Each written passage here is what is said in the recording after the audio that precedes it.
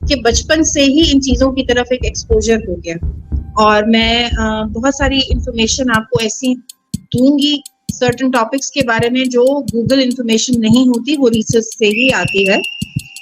मेरे ख़्याल में अभी भी अगर आप वहाँ पे जाएँ, अभी भी ये कहा जाता है कि हम फैमिली मेंबर्स के अलावा वहाँ पर कोई रात को नहीं रह सकता। तो he saw somebody very tall. अच्छा, कोई 1 मिनट ही रुकें, 1 मिनट।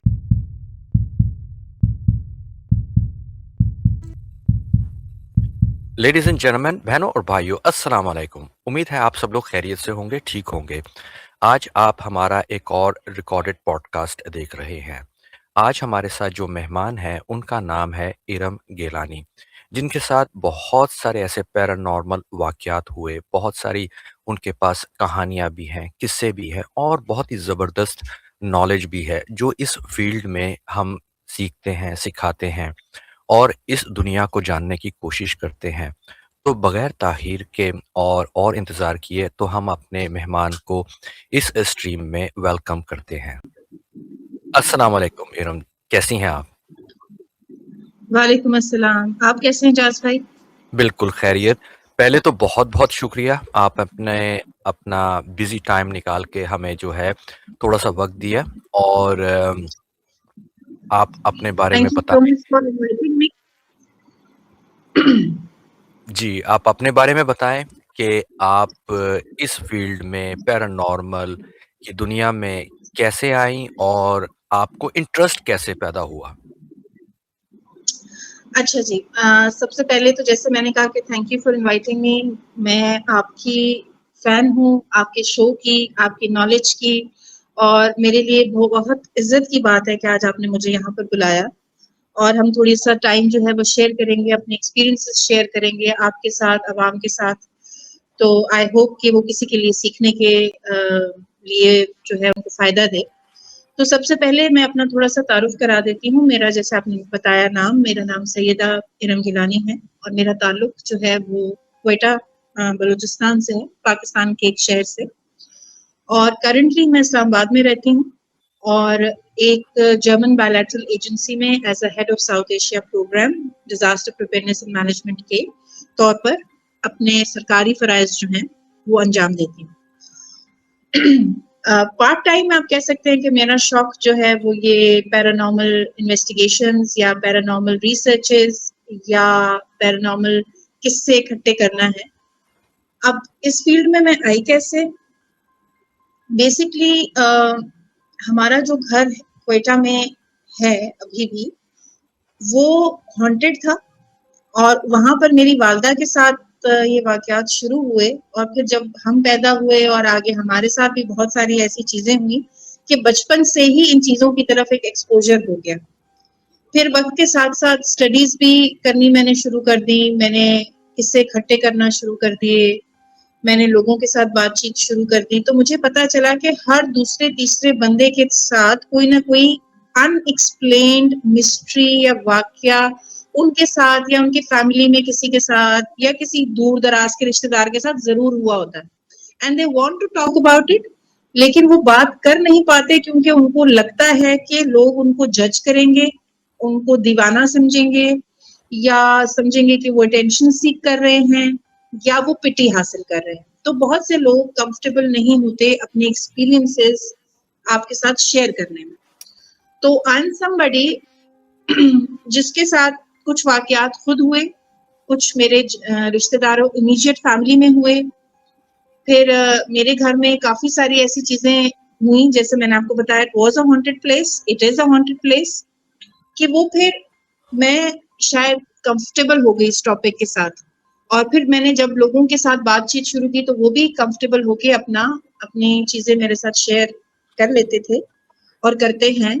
तो मैंने वक़्त के साथ-साथ जर्नल्स बनाने शुरू कर दिए। लोग तो कंप्यूटर के ऊपर चीज़ें रखते हैं, लेकिन because I started very early when I was doing my senior Cambridge, तो मैंने जर्नल्स बनाने शुरू कर दिए जिसमें मैं लोगों के नाम के साथ, डेट्स के साथ, डिटेल्स के साथ ये किस्से लिख लेती थी और फिर इसी चीज़ को मैंने आगे एक्सपेंड किया। अभी भी मैं जर्नल मेंटेन करती हूँ। I love to write, I love to read और मैं बहुत सारी इन्फॉर्मेशन आपको ऐसी दूंगी सर्टेन टॉपिक्स के बारे में जो गूगल इंफॉर्मेशन नहीं होती, वो रिसर्च से ही आती है. Sorry for the noise at the back, but anyways, तो ये कुछ एक छोटा सा इंट्रो था कि मैं क्यों इस फील्ड में आई और मैं प्रोफेशनली क्या करती हूँ और मेरा ये जो शौक है इसके बारे में. वो जो घर था वो आपने रेंट पे लिया था, किराए पे था, या आपने बाय किया था वो मेरे वालिद ने बनाया था, एजाज अच्छा, भाई. आपका अपना था. सेबों का बाग था. हाँ जी, सेबों का एक बाग था जिसपे उसको बनाया गया था. और इवन जिस टाइम उसको बनाया जा रहा था तो कहने वाले ये कहते हैं कि कोई चौकीदार वहां नहीं ठहरता था. 2 से 3 रातों के बाद चौकीदार भाग जाते थे और वो ये कहते थे कि हमें कोई बहुत ही ईरी किस्म की फीलिंग आती है यहाँ पे, हमें कोई चीज यहाँ रहने नहीं देती, रात को सोने नहीं देती, पत्थर मारते हैं, चारपाइयां खींचते हैं, थिंग्स लाइक दैट. लेकिन बहरहाल वो फिर कंस्ट्रक्शन हो गई और कंस्ट्रक्शन के बाद उसमें शिफ्टिंग हो गई. मेरी वालदा की शादी उस घर में हुई, मतलब इट्स दैट ओल्ड. तो क्या कहते हैं, it is our own house, but it is said to be one of the most haunted houses in the city still. और मेरे ख्याल में अभी भी अगर आप वहां पे जाएं, अभी भी ये कहा जाता है कि हम फैमिली मेंबर्स के अलावा वहां पर कोई रात को नहीं रह सकता. तो वो घर आपका अभी भी है? जी, अभी भी है. इट्स अच्छा, तो लॉक्ड, नोबडी इज देयर. अच्छा, तो अ, क्या रीजन हो सकती है? मेरे ख्याल में वो जो लैंड थी, वो जो जगह थी, वो हॉन्टेड थी, जिसके ऊपर घर बना दिया गया, या घर बनाने के बाद कुछ उस घर में हुआ जो एक्टिविटीज शुरू हो गई? देखिए, मुझे तो जो समझ में आता है वो ये कि it was already a heavy place. तभी वो चौकीदार नहीं ठहरते थे even before the construction of the building. वो इस तरह की चीजें अट्रैक्ट भी कर लेती थी. और उसके बाद जो वाकयात हुए वो मैं आपके साथ शेयर करूंगी. तो उसमें भी ये भी समझ में आती है कि वहां पर फिर बाद में बैक टू बैक ऐसे हॉन्टिंग वाकयात हुए, जिससे ये जाहिर होता है कि दैट प्लेस हैज, मतलब in itself was a heavy place. It was actually वो इन चीजों को जैसे आप कह सकते हैं कि उनके लिए एक सेफ हेवन थी हम इस तरह की चीजों के लिए. तो ये इंसिडेंट्स फिर होते रहे बचपन में भी. Even in I left Quetta when I was 14 after the death of my father. तो उस वक्त तक वो घर जो है वो था, मौजूद था, मतलब उसमें हम लोग रह रहे थे. उसके बाद उसको बंद कर दिया. फिर कुछ अरसे बाद उसको हमने रेंट आउट करने की कोशिश की, पर यही प्रॉब्लम्स रहे कि जो भी फैमिली अगर वहां पे जाती थी तो वो, एक तो it's a huge house. It got about like 11 rooms और बड़े बड़े गार्डन हैं. हाँ जी, बड़े. उसके साथ 2 अंदर गार्डन्स हैं, 2 बाहर, एक अंदर है, बहुत बड़ा गार्डन. और उसके अंदर we've got like all these trees जिसमें आलमंड ट्रीज हैं, वो चीड़ के दरख्त हैं बड़े बड़े. अच्छा, उसमें अनार लगे हुए हैं, यू नो, इट्स वेरी हरा भरा काइंड ऑफ गार्डन. तो वो नहीं, लोग नहीं रह सके. फिर हमें किसी ने ये मशवरा दिया कि इंस्टेड कि आपकी प्रॉपर्टी ऐसे ही पड़ी हुई है तो आप इसको ऐसे किसी डे टाइम एक्टिविटी के लिए अगर आप इसको दे दें. तो फिर हमने उसको एक स्कूल को रेंट आउट किया जो सुबह 8 बजे खुलता है और 2 बजे बंद हो जाता है. तो वो काफी तकरीबन 5-6 साल वो लोग रहे वहां पर. But ultimately they left also because they complaint के उनको भी कुछ, मतलब वॉशरूम्स में ये वो, मतलब कुछ, जाहिर है स्कूल था ऑब्वियसली, तो उस तरह से वो उसकी सफाई का ख्याल नहीं रख सकते थे. तो जरा वो सफाई फिर इधर उधर होती थी तो किसी को थप्पड़ लग रहे हैं, किसी को धक्के लग रहे हैं. तो अभी तक थैंक गॉड किसी बच्चे के साथ कुछ नहीं हुआ, लेकिन जो बड़े जो केयर टेकर्स थे तो उनके साथ. तो वो फिर ultimately we had to close it down. तो right now nobody is residing over there, कोई नहीं रहता. अच्छा, वाओ! सो तो आप लोगों के साथ क्या हुआ जब आप रह रही थी वहाँ पे? कोई शैडोज़ नज़र आते थे, या कोई फिगर नज़र हमारे आते साथ थे? बड़ा इंटरेस्टिंग वाकया हुआ जो मेरा, आप कह सकते हैं कि पहला एक्सपोजर कह सकते हैं इस चीज के साथ था. And that was, I was about 5 years old, 4-5 years old. तो रमजान का टाइम था और हमारी खाला जो हैं वो आया करती थी, रोजे वो हमारे साथ रखती थी बिकॉज वो फैसलाबाद में रहती थी. शादी उनकी फैसलाबाद में हुई थी. It's very hot. तो वो रोजे ना आके क्वेटा में रखती थी बिकॉज वेदर बड़ा प्लेजेंट हुआ करता था. तो उनकी फैमिली भी आई हुई थी, उनके 2 बेटे थे, मेरे, हम लोग 3 बहन भाई हैं. मेरी अल्लाह बख्शे बड़ी बहन थी, फिर मेरे भाई हैं, फिर मैं हूँ। तो ये 4 जो हैं इनकी एज गैप थोड़ा कम था, मैं इनसे छोटी थी काफ़ी। तो इस तरह हुआ कि एक शाम को, रमज़ान ही के दिन थे, एक शाम को ये लोग छत पे खेलने के लिए चले गए। उस वक़्त इनकी आप उम्रें लगा लें 14-15 के इर्द-गिर्द, and I was about 4 and a half, इस तरह से। तो ये मुझे लेके चले गए ऊपर और इन्होंने मुझे वहाँ बिठा दिया और खुद ही खेलने लग गए। अब ये जो हमारा घर है उस वक़्त, ये चूँकि मैंने आपको बताया कि वो सेबों के बाग के ऊपर था, तो उसके पीछे भी काफ़ी सारी लैंड खाली थी ना, जिसमें मतलब खेत टाइप जगह थी। मतलब nobody was at the back, nobody was at the front. Even at that time there was only one neighbor. Side पे एक साइड पे नेबर थे, दूसरी साइड पे नेबर नहीं। मतलब it was more or less empty place. तो ये मुझे ले गए ऊपर और खुद भी चले गए वहाँ पे, ये खेलने लग गए, मेरे कज़िन्स और मेरे बहन भाई। तो खेलते-खेलते जो मेरे बड़े कज़िन थे, तो उन्होंने ऐसे नीचे देखा घर के बैक से, तो he saw somebody very tall, जो बैठा हुआ था सफ़ेद रंग के, बिल्कुल लट्ठा जिसको कहते हैं ना, सफ़ेद रंग के कपड़े पहन के। उसके पास एक पोटली थी सामान की, जैसे पुराने ज़माने में एक गठरी टाइप नहीं होती, उस तरह की।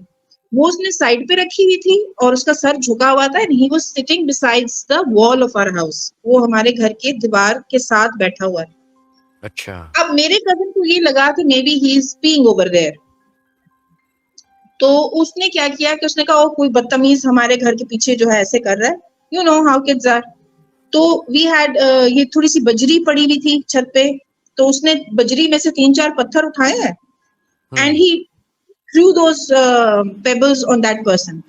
वो जो बंदा वहां पे बैठा हुआ था, उस पे उसने फेंक के मार दिए वो, और एकदम से पीछे हो गया ना, सारे बच्चे पीछे हो गए, हंसने लग गए कि भाई अब हमने ऐसे किया, बंदा मतलब ऐसे कर रहा था, he was being over there, और हमने उसको ये किया।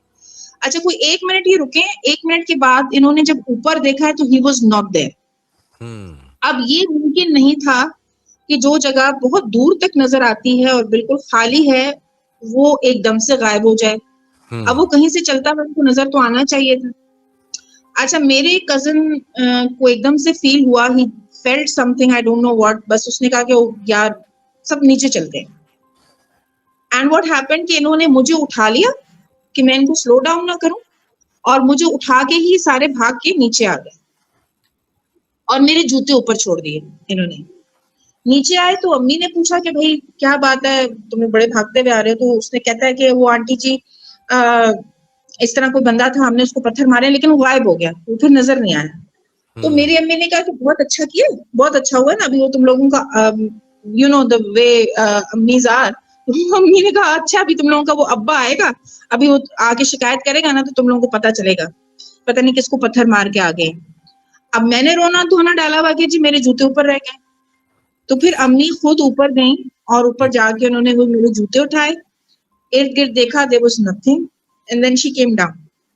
अब इस सारे में मेरे जो जूते हैं उन पे मिट्टी लग गई।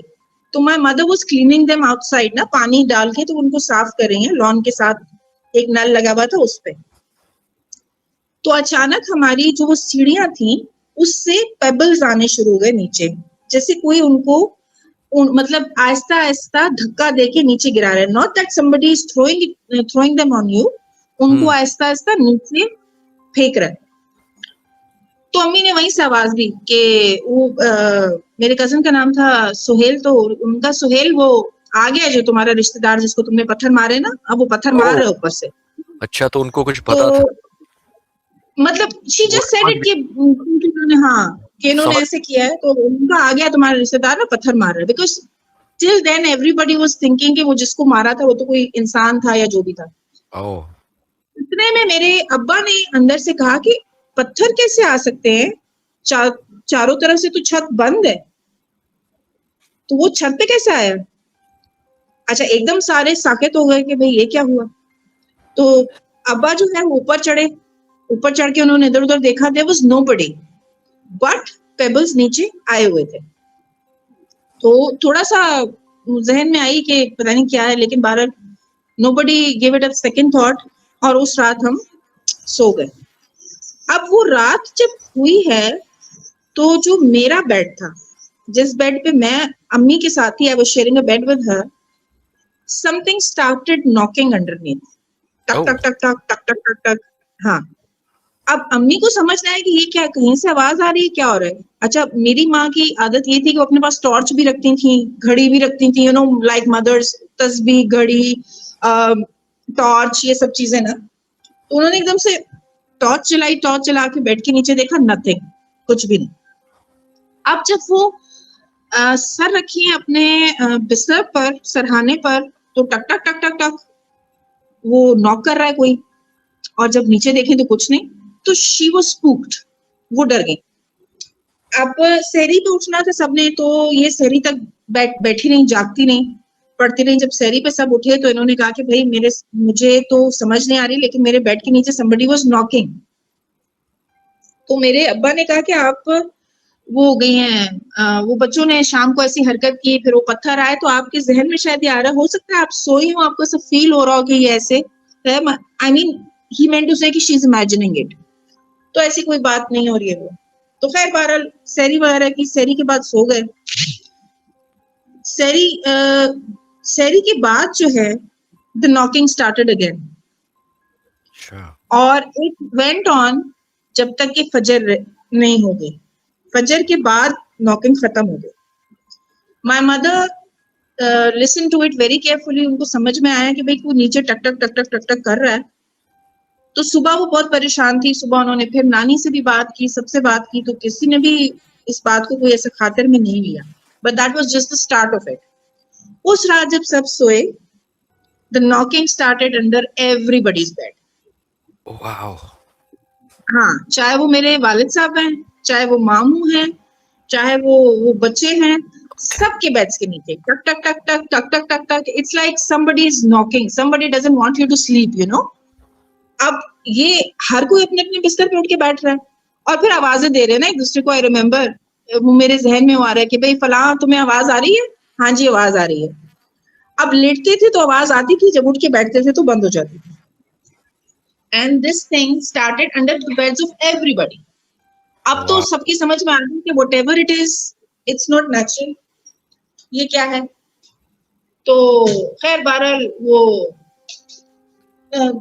तो तीसरे दिन जो उठे, तो मेरी नानी ने कहा कि वी शुड बेटर कांटेक्ट कोई मौलवी साहब या कुछ इस तरह से, कि ये क्या क्या हो रहा है ना, we should do something about it. अभी ये सब बातें चल रही हैं, तो मेरी खाला जो है, शी वेंट समवेयर, तो वहीं कहीं से आ रही हैं, तो उन्होंने हमारे गार्डन में बाहर एक मेंढक देखा, ह्यूज मेंढक। वो कहती है कि वो इस तरह का मेंढक था कि मुझे एकदम देख के लगा जैसे कोई क्रोकोडाइल बैठा हुआ है, इतने बड़े size, wow! And it had huge eyes and it was looking at me. और वो चीखें मारती हुई वहां से अंदर आई कि बाहर इतना बड़ा मेंढक है, बाहर इतना बड़ा मेंढक है। अच्छा जी, एवरीबॉडी रैन आउट, कुछ भी नहीं। अब ये क्या जी, ये मेंढक साहब कहाँ से आ गए और फिर इतनी जल्दी कहाँ चले गए, इतने ह्यूज साइज के। क्वेटा में ना अगर आप लिजर्ड्स भी देखें और मेंढक भी देखें, बहुत स्मॉल साइज के होते हैं, इवन वो पेंसिल लिजर्ड्स टाइप की होती हैं, क्योंकि वहां सर्दी होती है, गर्मी है नहीं। वो बड़ी बड़ी लिजर्ड्स पंजाब वाली नहीं होती, वो अच्छा। बहुत छोटी, वो गार्डन लिजर्ड्स टाइप की होती है ना। यू डोंट हैव दिस छिपकली वाला issue over there in the um, houses. तो एक इतने बड़े मेंढक का होना इज लाइक वियर्ड, कि ये क्या। अच्छा, खैर वो फिर अंदर आया, अंदर फिर वो बैठ के बातचीत स्टार्ट हो गई कि भाई जो ये टकटक हो रहा था और ये जो मेंढक नजर आया, तो we better ask somebody to come and cleanse the house or whatever it is। पता नहीं इन्होंने कुछ किया है, जिसको पत्थर मारे हैं वो कौन था, क्या था, whatever। एनीवेज, बस फिर घर में छोटी छोटी चीजें शुरू हो गई। जो घर में नहीं है उसकी आवाज आ रही है, बर्तन गिरने की आवाज आ रही है, पर बर्तन गिर नहीं रहे हैं। अच्छा, हुँ, चीजें कोई घसीट रहा है, फर्नीचर घसीट रहा है, लेकिन वो घसीट नहीं रहा, मतलब अपनी जगह पर है। हुँ, दरवाजे बज रहे हैं, पर दरवाजे नहीं बज रहे, यू नो।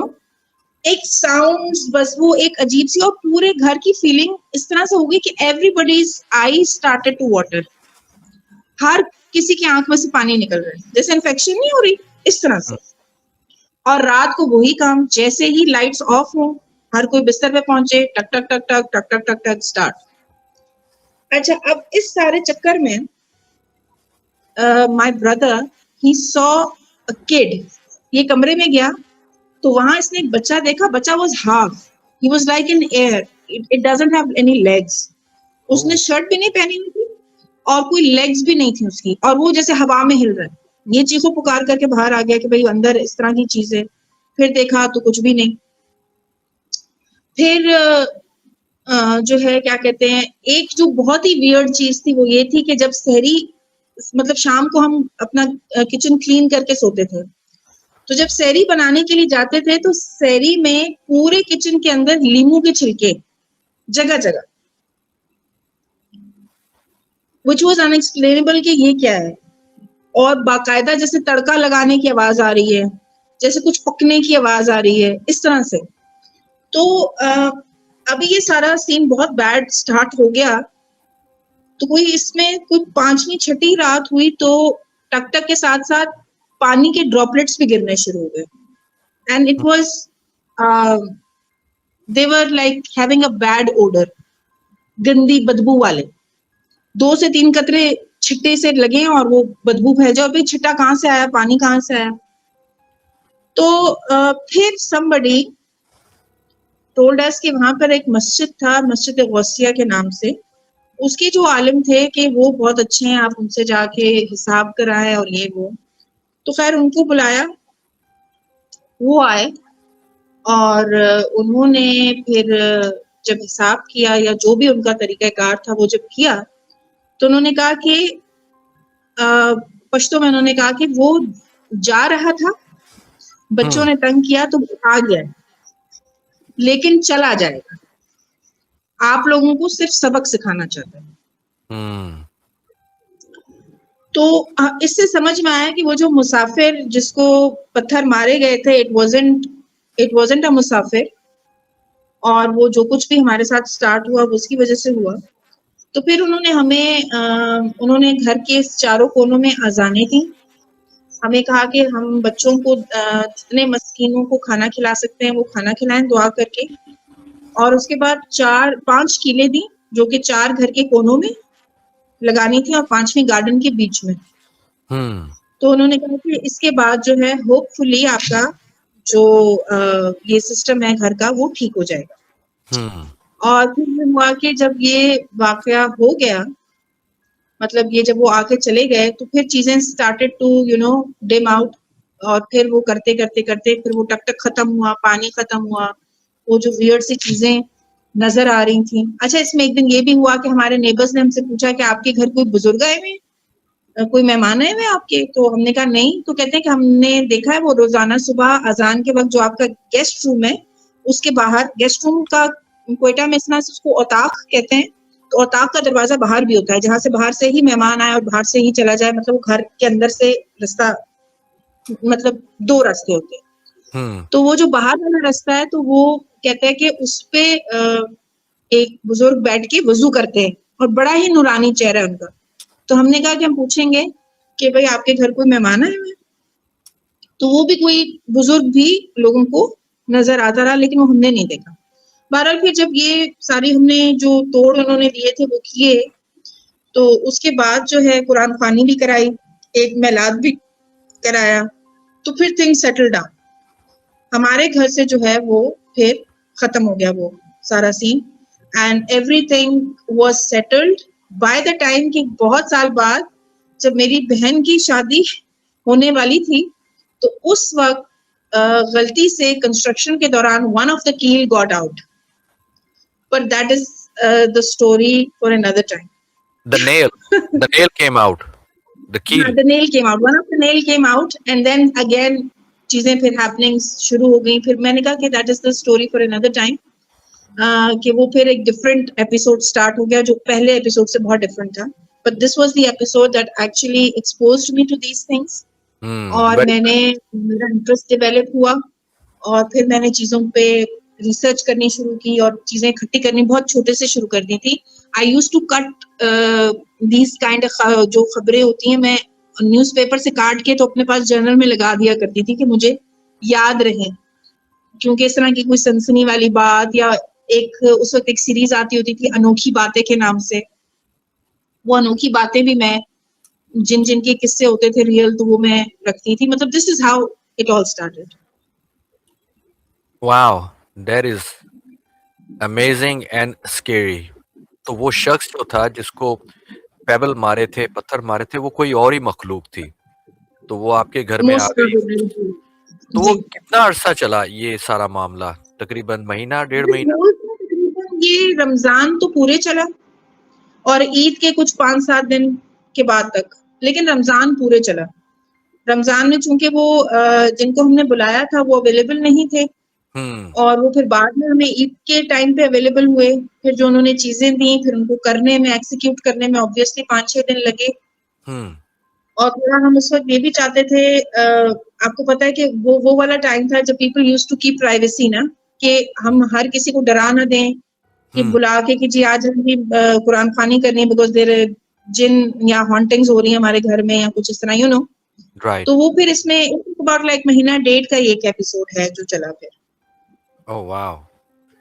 ये नेक्स्ट एपिसोड यहाँ से आगे हम जो है वो नेक्स्ट पॉडकास्ट में करेंगे। लेकिन एनी अब टाइम ये बिल्कुल। आप कुछ बातें करते हैं अपना, ये जो आपने कहा कील लाइक नेल्स, हम्म, इसकी हम्म, थोड़ी साइंस समझाएं क्योंकि मुझे इसमें बहुत इंटरेस्ट है। तो मुझे तो लाइक अगर आप कहें कि मेटाफिजिकल के पॉइंट ऑफ व्यू से अगर मैं कहूँ, तो हम किसी भी चीज़ को चार्ज कर सकते हैं, एनर्जाइज़ कर सकते हैं, जैसे हम कैंडल्स, स्टोन करके करते हैं। तो क्या मेरे ख़्याल में पाकिस्तान में जो इस तरह के लोग आमिलीन हैं या जो होते हैं लाइक आमिल या बुज़ुर्ग, वो इन कीलों के ऊपर क्या पढ़ते हैं? पढ़ाई करते हैं, चार्ज करते हैं, तो ये किस तरह काम करते हैं? अच्छा इसमें एक तो एजाज भाई अभी करंटली आई वुड से कि there are next to none काम के आमिल इन पाकिस्तान और इन एनीवेयर एल्स। हुँ, बहुत मुश्किल से आपको इन काम का आलिम कहीं भी मिलेगा और जो काम का होगा वो मिलेगा नहीं। राइट। लेकिन ये टाइम मैं आपको बता रही हूँ आज से समझे 30 years ago। हुँ, तो अब जो है क्या कहते हैं, ये उस वक्त थे लोग हुँ, और हर एक का ना एक फोटे है, हर एक का कोई स्पेशलिटी है। कुछ लोग हैं वो पानी को चार्ज करते हैं, पानी देते हैं दम वाला, हाँ, उस पे वो पढ़ाई करते हैं, पानी के थ्रू करते हैं। कुछ लोग जो है वो शीशे के छोटे पीसेस भी इस्तेमाल करते हैं क्लेंस करने के लिए और देने के लिए कि आप इस पीस को रख लें तो वो एनर्जी को एब्जॉर्ब कर लेगा। इसी तरह जो ये कील है बेसिकली ये इसको हिसार के लिए इस्तेमाल किया जाता है, एक इमेजिनरी बाउंड्री देने के लिए। हुँ, और उस इमेजिनरी बाउंड्री को देने के लिए दो तरीके हैं। इस पे पढ़ाई की जाती है हुँ, लेकिन चांद की खास रातों में। हुँ, इट्स नॉट दैट आपकी पहली है तो जिसको नौचंदी जुमेरात कहते हैं उस पे पढ़ा जाता है, नई जुमेरातों पे पढ़ा जाता है। लेकिन जब चांद का फेस आउट होना शुरू हो जाता है, जब चांद मध्यम होना शुरू हो जाता है तब ये चीजें नहीं होती। मेरी रिसर्च में ये भी मुझे मालूम हुआ है कि जब जो भी अच्छे अमल हैं, जो भी बचाव के अमल हैं वो हमेशा नए चांद में होते हैं या नए चांद के उस वक्त तक होते हैं जब तक चांद फेज आउट होना शुरू नहीं हो जाता।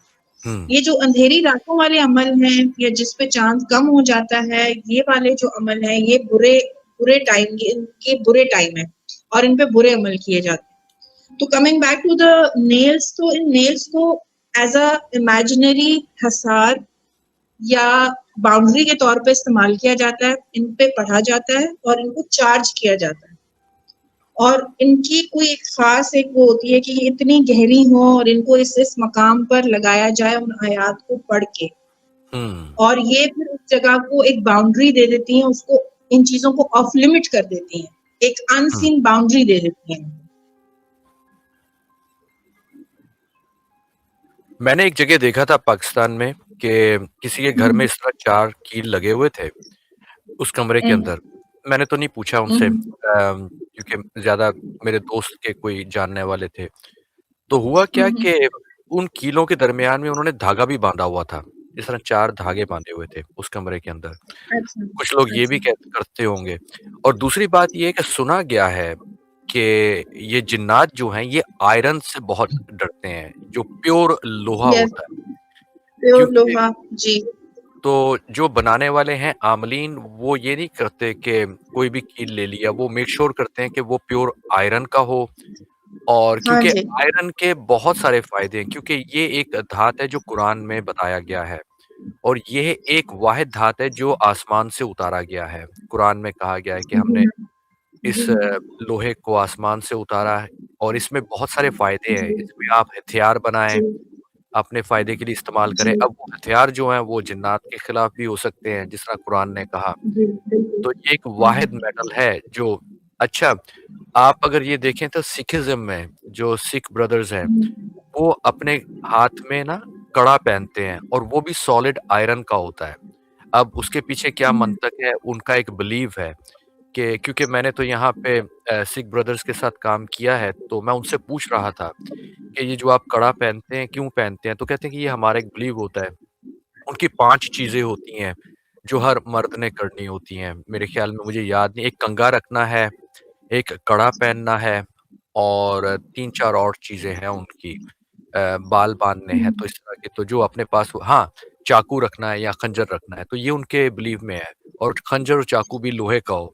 तो आई उनकी थिंक उनकी जो ब्राइड होती है, जो हुँ, एक सिख ब्राइड होती है, जो प्योर टिपिकल सिख ब्राइड होती है, तो उसको वो चाकू उसको जिस वक़्त वो सज रही होती है या वो तैयार हो रही होती है, तो वो चाकू उसके पास होता है। और वो हुँ, जब तक उसकी वो रस्म पूरी नहीं हो जाती शादी की, तो she has to keep that chaku for the sake of safety. तो ये आपने बिल्कुल सही डिकोड किया है कि इसको आयरन को ये समझा जाता है कि ये जो है इट इज़ समथिंग, एक ऐसी ये चीज़ है जो आपको इन चीज़ों से दूर रखती है या आपको बचने में मदद देती है। तो आप ये भी देखेंगे कि जब आप कुछ कुछ जो हमारे भी जो इस तरह के आमिल हैं, वो इसका एक छल्ला बनाते हैं, छल्ला बना के अपनी उन्होंने उँगली में डाला हुआ होता है, अच्छा। प्योर आयरन का। हाँ जी। इसके साथ प्योर आयरन की एक छोटी तस्बीह भी मिलती है, जिसको इन्होंने आब ज़मज़म में गीला करके, तो उसके अंदर भी इसको रखा हुआ होता है and they read on it. वो उसपे रोज़री पे पढ़ते हैं। तो ये चीज़ है, इस जो लोहे को आप जो कह रहे हैं, वो बिल्कुल सही है। और जैसे मैंने पहले एक्सप्लेन किया आपको कि इन नेल्स की एक स्पेसिफिकेशन होती है कि ये हुँ, इतने इंच लंबी होगी, इतना इसका वेट होगा और इस तरह से वो होगी, वो खास एक ही साइज़ की, और वो फिर इनको ये लगाते हैं। चाहे वो उन्होंने कमरे को बाउंड्री देनी हो या पूरे उस प्रेमिसेस को देनी हो, तो हमारे केस में वो पूरे प्रेमिसेस को उन्होंने दी थी कि चारों घर के कोने में और 5वीं गार्डन के बीच में, which was like right in the middle, जहाँ से चारों तरफ से बीच आ रहा था गार्डन का, तो वो हुँ। उन्होंने उसके बीच में वो डाली थी, which was later removed after 10-15 years. तो फिर वो और चीज़ें जो स्टार्ट हो गई थी, लेकिन बहरहाल दिस इज़ समथिंग। और जब तक वो हिसार रहा, तब हुँ। उस वक़्त ऐसी कोई चीज़ नहीं हुई। ऐसा कोई पैरानॉर्मल एक्टिविटी नहीं हुई उस घर के अंदर। ये जो आयरन है या कील है, ये तो बिल्कुल आज़मूदा है। मैंने भी 1-2 दफ़ा इसको आज़माया है। हुँ, हुँ। काफ़ी अर्सा पहले, तकरीबन साल, डेढ़ साल पहले मुझे एक मैसेज मौसूल हुआ था। एक यंग बच्ची थी, तकरीबन 18-19 साल की। तो वो कह रही थी कि उसको रात को ना स्लीप पैरालिसिस बहुत ज़्यादा होता है और स्लीप पैरालिसिस बढ़ते-बढ़ते जो है वो बहुत ही डेंजरस सिचुएशन पार करने लगा था। तो आप बताएँ कि क्या कर सकती हूँ? तो मैंने उसको रैंडमली, मेरे दिमाग में आया कि मैं इसको कीलों का अमल देता हूँ। तो मैंने कहा कि आप कहीं से 4 कील ले सकती हैं? तो उन्होंने कहा कि हाँ, ले सकती हूँ। मैंने कहा कि देखें, 4 कील ऐसे लीजिएगा जो वो आयरन के हों। तो आपने हर कील के ऊपर ला हौल वला कुव्वता इल्ला बिल्ला पढ़ना है 99 दफ़ा, 99 दफ़ा पढ़ के एक कील को साइड पे रख देना, दूसरे कील के ऊपर भी 99 दफ़ा पढ़ के, तो आप अपने पलंग जो है ना, उसके जो 4 पाए होते हैं, तो आप उसके ऊपर ठोक दें। तो ये आपके पलंग का हिसार बन जाएगा। तो आप ज़रूर मुझे इसकी इन्फॉर्मेशन दीजिएगा, क्या इसने काम किया है या नहीं? क्योंकि मैं फ़ॉलो-अप भी करता रहता हूँ कि अगर मैंने किसी को ये अमल दिया है, तो वो वाक़ई उसने काम किया है या ये सिर्फ़ मिथ है। तो तकरीबन 5-6 महीने के बाद उन्होंने दोबारा राब्ता किया, कहती अभी मुझे स्लीप पैरालिसिस बिल्कुल नहीं होता। तो इससे क्या है कि आप पलंग का भी हिसार कर सकती हैं, अपने कमरे का भी, और अपने घर का किस तरह करना है, तो ये तो बहुत डिफ़िकल्ट है, वो सिचुएशन लगाना, कितना बड़ा घर है। इसी में मैं आप ऐड करूँगी कि इवन अभी भी अगर आप ख्वाब में डरते हैं, ये एक बहुत ही प्रैक्टिस्ड चीज है। टर्की में भी आप जाएंगे तो आपको ड्रीम कैचर्स नजर आएंगे, जिनको नजर मात भी कहते हैं अभी। तो वो स्टील के बने हुए थे, लेकिन मेन इसकी चीज है कि वो कहते हैं कि आप एक प्योर आयरन का चाकू अपने सरहाने के नीचे रख दें, जी, तो वही। आपको नाइटमेयर्स नहीं आएंगे और आपको डर नहीं लगेगा। बिल्कुल। और इवन जब अभी भी बलूचिस्तान में और कई जगहों पर जब बच्चे पैदा होते हैं ना, छोटे बच्चे, तो 40 डेज उनके जो सरहाना होता है उसके नीचे वो छोटा सा एक चाकू रखते हैं, प्योर आयरन का। बिल्कुल, ये बहुत ही मिस्टीरियस मेटल है। इसके ऊपर थोड़ी-सी और रिसर्च करनी चाहिए, थोड़ा-सा और डिगिंग करनी चाहिए कि मेटल का और ये आयरन का और जो जिन्नात का क्या जो है वो कनेक्शन है। आई मीन आज़मूदा तो बहुत सारी चीज़ें हैं, बहुत दफ़ा आज़माया, बहुत दफ़ा किया इसको, तो ये वर्क तो करता है, लेकिन किस तरह करता है, जिन्नात के ऊपर किस तरह इसका असर होता है, वो अभी हमें पता नहीं है। अब बहुत सारे लोग कहते हाँ हैं ना, जी। जिन्नात जो हैं वो बैंक में जाके वहाँ से सारी चीज़ें क्यों नहीं उठा के ले आते, पैसे क्यों नहीं ले आते, ज़ेवरात क्यों नहीं ले आते। अब जितनी भी बैंक वॉल्ट्स बनी होती हैं, वो आयरन की बनी होती हैं। मेरे ख़्याल में इसीलिए वो उस आयरन वॉल्ट में नहीं जा सकते। I think so.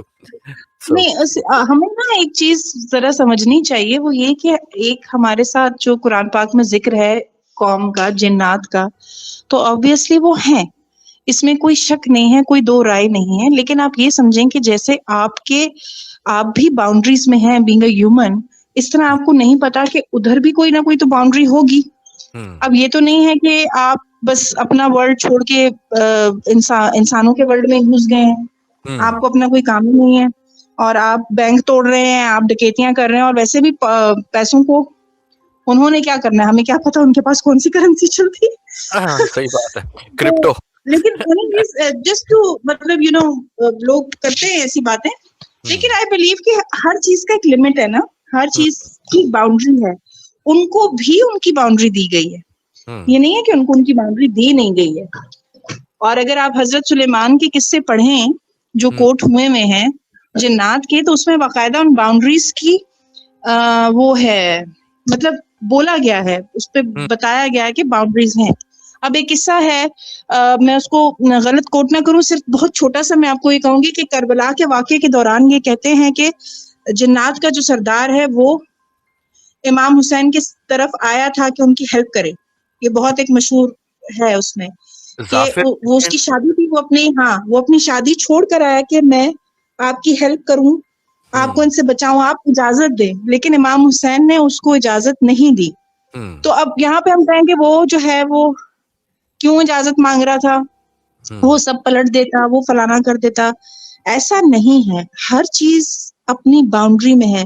वो बड़ी खूबसूरत आयत है, मैं उसको अल्लाह मुझे माफ करे कि मैं उसको गलत ना कोट करूं, लेकिन उसकी तशरीह कुछ इस तरह से बनती है कि सूरज की मजाल नहीं है कि वो चांद को जा पकड़े, और चांद की मजाल नहीं है कि वो सूरज को जा पकड़े। मतलब जो मदार अल्लाह ने बनाया है, या जो अल्लाह ताला ने हर चीज पे एक लॉ बनाया हुआ है, जो देखा या अनदेखा है, उससे वो चीज बाहर नहीं निकल सकती। और उस चीज का ये कहना, लोगों की तो बहुत सारी बातें होती हैं जी, ये गिफ्ट्स ले आए तो फलां करेंगे, वो होते हैं, कहीं पर लाए भी जाते हैं, बट अगेन एक लिमिट है, और वो उस लिमिट से बाहर नहीं चीजें जा सकती। बिल्कुल, ये तो नहीं हो सकता ना कि वो एकदम बैंक खाली कर दे, तो बहुत बड़ी न्यूज़ बन जाएगी। क्या रॉबरी हो गई, क्या देखिए, हो बैंक गया? खाली कर दे तो फिर हम क्या कर सकते हैं? अभी हम जो इंसान है, एक चीज हमें नजर ही नहीं आ रही है, बैंक खाली हो गए हैं सारे। हाँ। Imagine the chaos. एक सिस्टम ने भी तो चलना है ना, और हमें क्या पता कि वहां पर क्या चोरी की भी क्या सजा होगी। अब हमारे यहाँ भी तो चोरी की सजा तो है, पर इस्लाम में तो सजा बहुत सख्त है। हाँ। जो हमारी जो शरई सजा तो पाकिस्तान में दी नहीं जाती, वरना तो हाथ के बदले हाथ वाला कानून है। तो आप खुद सोचें कि वहां पे भी तो फिर कोई ना कोई कानून तो होगा ना। जाहिर है वहां पे हायरार्कीज भी होंगी, कानून भी होंगे, छोटा बड़ा भी होगा, शरीर और शरीफ भी होगा। तो इट्स जस्ट लाइक अस ना। लेकिन वही है कि हमारे और उनके दरमियान में पर्दा है, तो हम देख नहीं पाते या सुन नहीं पाते। बिल्कुल सही बात है इसकी, क्योंकि उनके पास भी लिमिटेड एबिलिटी हाँ है। जी। हम समझते हैं कि हाँ जी। जिन्नात हर चीज़ कर सकते हैं, लेकिन ऐसा नहीं है। लेकिन यह बहुत डीप इसके ऊपर है रिसर्च, जो हमें करनी चाहिए, हुँ, जो ज़्यादातर हुँ। लोग नहीं करते। तो डेफ़िनेटली बहुत अच्छा रहा पॉडकास्ट, बड़ा मज़ा आया आपका किस्सा सुनने का और I hope you enjoy it और आपके व्यूअर्स ने भी इसको वो भी एन्जॉय ऑलवेज़, करें। बिकॉज़ ऑलवेज़, मेरे ऑलवेज़। पास जो भी चीज़ें हैं, वो बिल्कुल हकीकत है। आई हुँ, डू नॉट डू फ़िक्शंस। मैं हुँ, फ़िक्शंस के नहीं मेरे पास जो भी अगर किसी का भी किस्सा होगा, तो वो विद रेफ़रेंस होगा, वो एक हकीकत होगी और हुँ, उनकी इजाज़त होगी, कंसेंट होगा। जब भी मैं किसी से कोई किस्सा उनका पूछती हूँ हुँ, और उसको मैं अपने पास नोट करती हूँ, तो I always take their consent कि भई मैं ये शेयर कर सकती हूँ, मैं बता सकती हूँ। तो वो फिर मुझे बताते हैं कि हाँ जी, नाम चेंज कर दें या ना करें या बता दें या किस हद हुँ। तक बताएँ, किस हद तक ना। तो ये तो मेरे अपना ही था जिससे मैंने आपको बताया कि from where it started with me. तो जो है क्या कहते हैं आई होप कि आपके जो सुनने वाले हैं उनको अच्छा लगे, उनको पसंद आए और जब वो पसंद आएगा तो फिर वो मुझे दोबारा बुलाएँगे और फिर मैं पार्ट 2 आपको बताऊँगी कि कील निकलने के बाद क्या हुआ। नहीं, नहीं वो बुलाएँगे, अगर ना बुलाएँ तो हम बुलाएँगे। डेफ़िनेटली बहुत सारे किस्से सुनने हैं आपसे और साथ में जो है आपके पास जो डिफरेंट टॉपिक्स हैं, हमने उसके ऊपर डिस्कशन करनी है। जैसे बिल्कुल, लाइक बिल्कुल। साइकिक एबिलिटी हो गया, ये रिमोट व्यूइंग क्या होता है, फिर उसके बाद स्पॉन्टेनियस ह्यूमन कंबस्टन क्या होता है। इन ये सब चीज़ें जो हैं हो सकता है बहुत सारे नाज़रीन, हाज़रीन के लिए नई हों, लेकिन हमें इन चीज़ों के बारे में जानना चाहिए। जिन्नात के मैंने अभी अलावा पिछले दिनों किया था एक टॉपिक आपने शायद सुना हो टाइम लूप्स के हवाले से, हुँ, जो पूरी दुनिया में टाइम पॉकेट्स बने हैं या लूप्स बने हैं, कब से शुरू हैं, कब से सामने आ रहे हैं। वो हुँ, सब चीज़ें जो है मैंने बताई हैं। फिर उस लेटेस्ट अभी मैं पिछले दिनों मैंने जहाँज़ेब के साथ शेयर किया था, जो जुजू ग्रुप था उसके बारे में, हुँ, वो हुँ। शायद आपने सुना होगा। जी। मतलब it was their way before Epstein. Hmm, Epstein तो बाद में निकले हैं, तो ये उससे बहुत पहले के ये चीज़ें हैं, जहाँ बाकायदा पैसे देकर लोगों से उनके बॉडी पार्ट्स लिए जाते हैं, हुँ, डिफरेंट यूज़ के लिए और पूरा गिरोह है and Italy is the place जहाँ पे ये ज़्यादातर जो इसकी रूट है। तो आप खुद सोच सकते हैं कि ये 2005, 2001 से ये चल रहे हैं, जब एप्स्टीन को कोई नहीं जानता था या नहीं था, आई डोंट नो। तो बहरहाल ये सब आप ये बड़े इंटरेस्टिंग टॉपिक्स हैं और मेरे पास इस तरह की बहुत सारी इन्फॉर्मेशन है, आपके पास बहुत सारी इन्फॉर्मेशन है, तो definitely will share it with our listeners. जब भी आप मुझे दोबारा बुलाएँगे तो मैं ज़रूर हाज़िर होंगी। जी, डेफ़िनेटली बिल्कुल ये जुजू जो है, ये अफ़्रीका में भी अफ़्रीका में आई थिंक जादू को जुजू कहते हैं, क्योंकि मेरा एक जी, काम वो करने वाला था। जी, जी। जी, जी, आप बात कीजिए, बात कीजिए। मेरा एक काम करने वाला था, मेरे साथ काम करता था, वो अफ़्रीका से आया था। अफ़्रीका में एक छोटा-सा मुल्क है जिसको गबून कहते हैं, बहुत ही छोटा-सा मुल्क है सेंट्रल अफ़्रीका में। तो जब वो आया तो मैंने उससे बहुत सारी बातें पूछी कि क्या तुम्हारे मुल्क में जादू होता है, कैसे करते हैं? तो उसने बहुत ही अमेज़िंग बातें बताई। तो उसने कहा कि हमारे वहाँ पे जो है इस जादू को जुजू कहते हैं, कि ही पुट अ जुजू हुँ, ऑन यू। तो वो अक्सर कहता था कि I am gonna put a juju on him. मैंने कहा ये जुजू क्या होता है? तो उसने मुझे वहाँ से बताया कि ये जादू को कहते हैं। और जो उसने जादूगर जो बताए, जो जादू जिस तरह वहाँ पे करते हैं, that is like I think 10 times stronger than हमने जो सुने हुए हैं। कहते हैं कि हमारे यहाँ हाँ तो जी। बहुत कुछ मँगवाते हैं ना कि आप नाख़ून ले आओ, कपड़े ले आओ, बाल ले आओ। वो कहता था कि अफ़्रीका में ऐसे जादूगर हैं, आप सिर्फ़ उनके सामने जाके बैठ जाएँ और सोचें उस बंदे के बारे में, जिसके ऊपर जादू करना है, वो खुद ही कर देगा। आपको कुछ करने की ज़रूरत भी नहीं है। तो ऐसे-ऐसे वहाँ पे जी, अमली हैं अफ़्रीका में। तो अब इंशाअल्लाह हम उसके आप ऊपर भी बात करेंगे। वो हाँ, उसपे हम ज़रूर बात करेंगे और आपको मैं यहाँ पे भी बताऊँगी कि यहाँ पे भी कुछ लोग हैं ऐसे जो कि बहुत मतलब बहुत ही क्लासिक किस्म की मैंने चीज़ें देखी हैं, हुँ, अपनी आँखों से कि उन्होंने कैसे-कैसे चीज़ें की हैं। कुछ अच्छे वाह! आमलों ने, कुछ बुरे आमलों ने, तो वो भी मैं आपके साथ ज़रूर शेयर करूँगी। But it's always a pleasure to talk to you and great. जब भी आप मुझे बुलाएँगे तो मैं ज़रूर डेफ़िनेटली आऊँगी। Thank you so much. उम्मीद है जल्द ही हम दूसरी पॉडकास्ट आपके साथ करेंगे। एक दफ़ा फिर थैंक यू सो आने मच। का बहुत-बहुत शुक्रिया। Take care. Thank bye bye. You sir. Thank you. अल्लाह हाफ़िज़। अल्लाह हाफ़िज़, अल्लाह हाफ़िज़। लेडीज़ एंड जेंटलमैन, ये हमारे साथ इरम थी और उम्मीद है आपको ये पॉडकास्ट पसंद आई होगी। हम बहुत जल्द आपके साथ दूसरी पॉडकास्ट में मिलेंगे। अगर आपके पास भी कोई टॉपिक हो, कमेंट में ज़रूर हमें बताइएगा कि आपको ये पॉडकास्ट कैसी लगी और आप किस टॉपिक के ऊपर सुनना चाहते हैं। तब तक आप अपना बहुत ख्याल रखें। टेक केयर, बाय बाय, अल्लाह हाफ़िज़।